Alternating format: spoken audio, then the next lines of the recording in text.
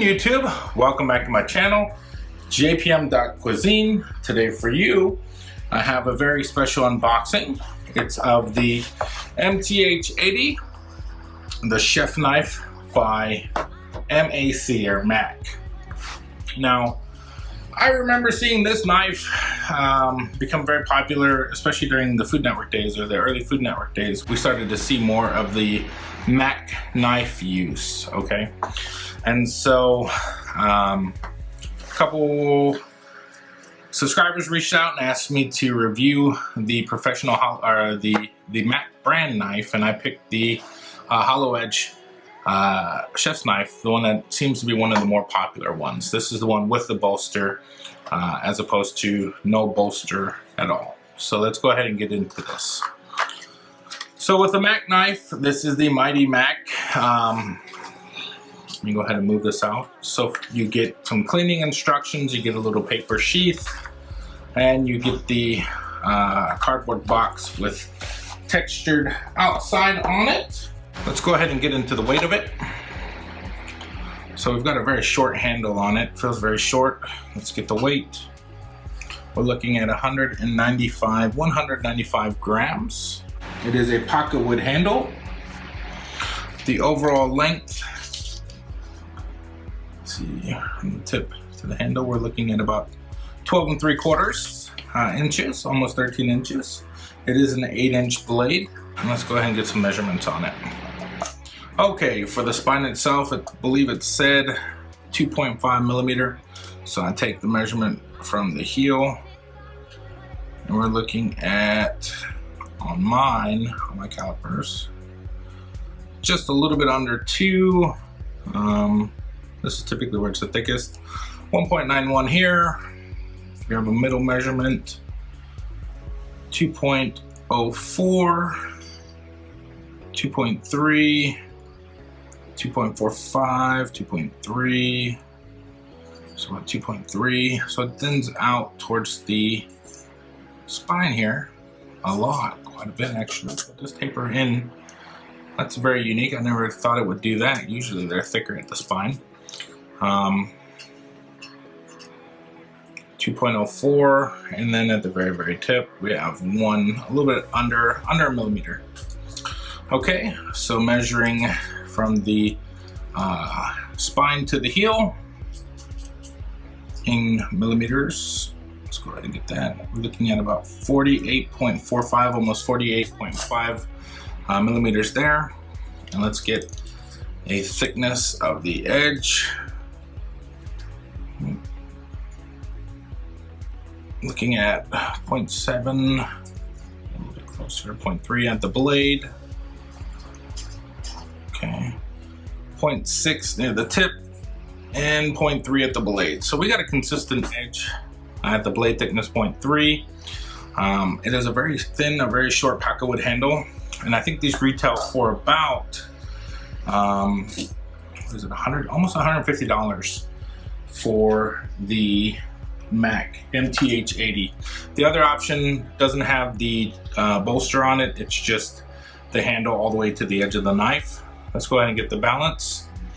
So it's a little bit handle heavy right there on that first bolster, all right where the bolster is. Oh. A little bit spine heavy there. Can't get it on the edge. Oh, so let's see. So here it's handle. It's right here on the bolster. Somewhere along that bolster, I can't get it to sit down properly on my finger, but it's a sharp blade. I don't want to cut myself. There you go. So it's still a little handle heavy, even towards the choil, but you can't go back far enough. So you're gonna feel a little bit nimble. This knife is gonna feel a little nimble in your hands because of the profile there and because of the weight balance. Honestly, I mean, it's very smooth. You don't feel any seams on it. You can see where the bolster and the tang have been welded and meet. On the bottom, you get a little bit of a contour. It doesn't matter so much when you pinch again because you don't use that much handle anyways. So maybe if they cut that off, it'd feel a little bit more balanced here, but it feels like a very short handle anyways. So very unique in that style. We get the Mighty Mac, or the Mac Mighty, whatever they want to say, on one side. Japanese kanji, made in Japan, serial number on the right side. So let's go ahead and get into some tomato. So very sharp, razor sharp, it feels like, out of the box. Again, it does feel very thin. The profile, you do have a very pronounced belly with the 3/4 of the knife locking up perfectly. So it feels very good in terms of that. Feels very sharp. I don't know if you can do a push cut. Yeah, you can do a push cut. These are fairly sharp, very thin profile, so feels good. Slicing down, very good feel there. So it's a very good, very sharp knife. The Granton edge, supposed to provide the air pockets between the cuts so that the food won't stick to it. Seems like it's very well done. Very thin, very sharp edge. I wish I could tell you what the metal is. I couldn't find what the metal composition was on the website. I'll look that up and put it in the description, or edit it in text over the video.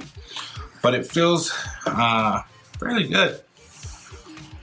Now, this is a huge thing that I noticed in terms of quality. The edge feels very nice, very sharp, very consistent grind on that polish. But I mean, the handle is the one thing that I'm not a big fan of. It feels very, it feels very straight, but it just doesn't, I also don't like pocket wood for a handle. But I mean, in terms of the sharpness, they've got this down. The knife itself feels really good. The edge is wonderful. Can't say much else about it besides that it's very sharp and very cool.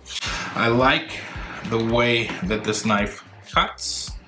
I like the way that it feels in that sense. Draws through very nicely. Again, I'm leaning over it while sitting, trying not to cut my fingers off, but it feels pretty comfortable in the hand.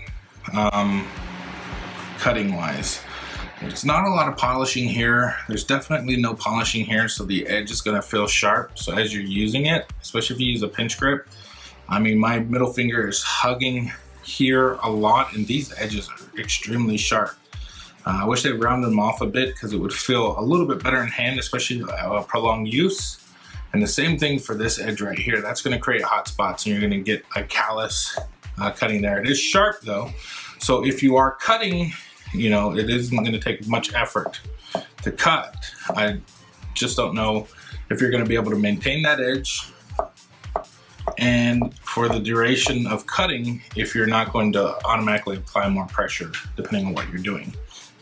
That being said though, it feels really good in terms of the sharpness. So I've got a cucumber, or that was a cucumber. I've got a carrot here. I'm just gonna cut through, clear that out. Okay, so that's a little bit of a tougher vegetable, as you just saw. A little bit of suction there, ripping that. Okay. Cut through that. So even though it's extremely sharp, it's extremely light, so it takes a little bit more effort. Okay. It feels like it'll chip too.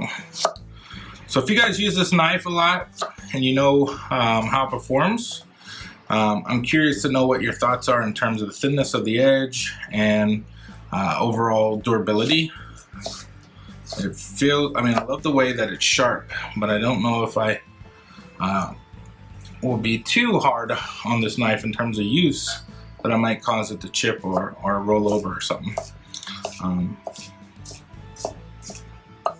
The edge, the rocking style, the profile, the belly, all feel really good, especially for sitting down.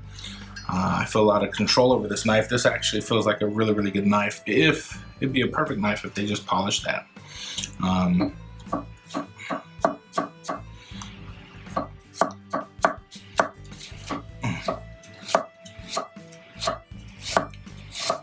get why they use it. It feels, you know, really, really good in terms of the cutting profile. A very good cutting profile. I just don't know if the price, I mean, this is the part that they cared about the most. This right here was probably the least amount of focus on this knife in terms of the handle and the bolster and the balance in that sense. But this is like a Ferrari edge in terms of cutting. It feels really good, it feels really sharp. Hopefully it maintains an edge. But if you have one, you probably love it. If you are used to heavier knives, this probably might not suit you very well. But for you guys that are watching and subscribers of my channel, that's why I asked for this one. So we're gonna do a little bit of a comparison. Well, I'll compare the two in my video whenever I do the unboxing of the Renaissance. But can we get the same sort of performance and the feel out of this one in comparison to the much more expensive Mac? Okay, as you can tell, the profiles are very different. You get a more rounded curvature on the Mercer. Comes in a cardboard / paper or plastic box or packaging.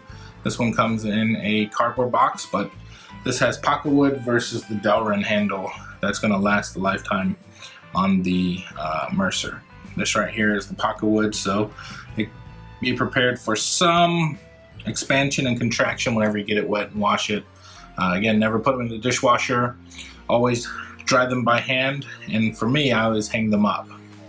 All right, well, that has been my unboxing of the Mac 8-inch chef's knife. I hope you enjoyed it. Feel free to leave any comments, especially if you own this one, in the comment section below, and I'll leave all the links and all the information in the description. And we'll see you in the next one. Thanks for watching.